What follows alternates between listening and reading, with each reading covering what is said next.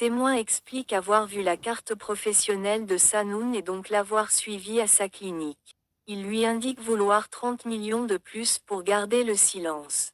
On retrouve Park Je-young s'entraînant à pleurer la mort de son père à l'hôpital. Il ne se rend pas compte qu'un policier était également dans les toilettes. Ce dernier est aussi celui en charge de l'interroger sur son alibi le soir de la mort de son père. Park Je-young explique avoir dîné avec un ami puis avoir fait un karaoké, ce que par vérifier le policier. Tout le monde confirme ses alibis. Park Je-young se rend dans les bureaux de l'assurance afin de toucher les fonds de l'assurance vie de son père. L'employé lui indique que le dossier est encore en instruction et lui demande de patienter. Kilyo tente d'appeler Park Je-young mais ce dernier ne répond pas. Après une longue attente, il est reçu par un employé qui s'avère être le jeune homme ayant percuté son père et qui lui a remis de l'argent pour ne pas être poursuivi. Il explique à Park Je-young qu'il doit attendre les conclusions de l'enquête, n'étant pas sûr qu'il s'agisse d'un accident. Le policier l'a également suivi jusqu'à la compagnie d'assurance. Park Je-young se rend ensuite aux pompes funèbres qui réclament un acompte pour leur service. Park Je-young leur remet alors l'argent de l'urne funéraire. Sa mère lui indique qu'un invité l'attend. Il s'agit de Kilyo. Ils sortent parler. Kilyo réclame son argent. Park Je-young lui demande pourquoi il a déplacé le corps. Kilyo lui explique que son père n'était pas mort sur le coup et qu'il avait alors vu son visage.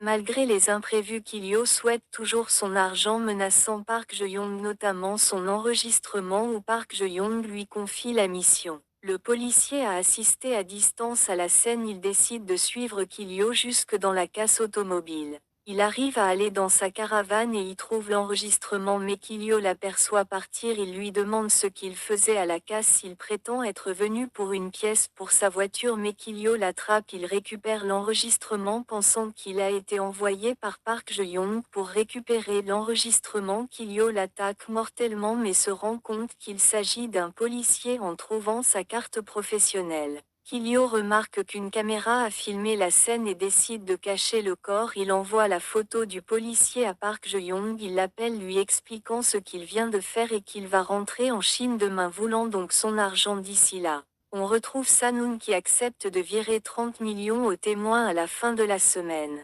Le garage l'appelle pour lui indiquer que son véhicule est réparé. Le garagiste s'étonne car avoir percuté un animal n'aurait pas provoqué de tels dégâts.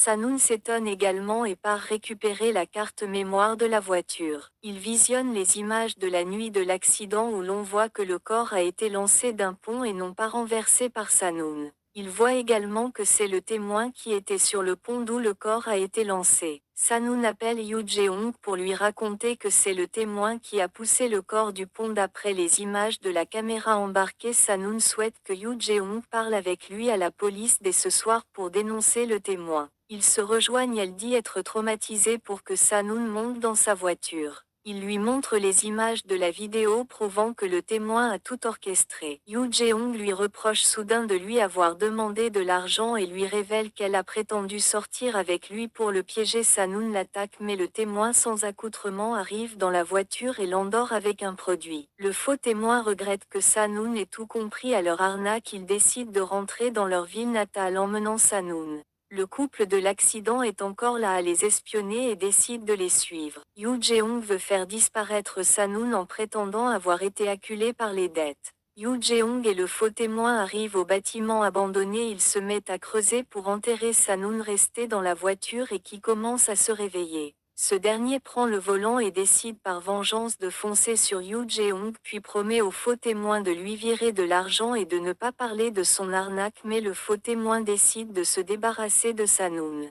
Il ne sait pas qu'il est photographié depuis le toit de l'immeuble. On retrouve Lee Yoo Jae-hong au lycée qui se voit prendre sa place par une camarade Jo Yeon pour la couverture du journal. Elle se rapproche d'elle prétendant lui organiser un rendez-vous avec un garçon du lycée le soir, mais Yoo Jae-hong la remet à plusieurs hommes masqués qui abusent d'elle. Cette dernière se réveille en sursaut des années plus tard. Il s'agit du docteur Jo Yeon qui a soigné le grand brûlé à l'hôpital. Que penses-tu de tous ces liens entre les personnages ?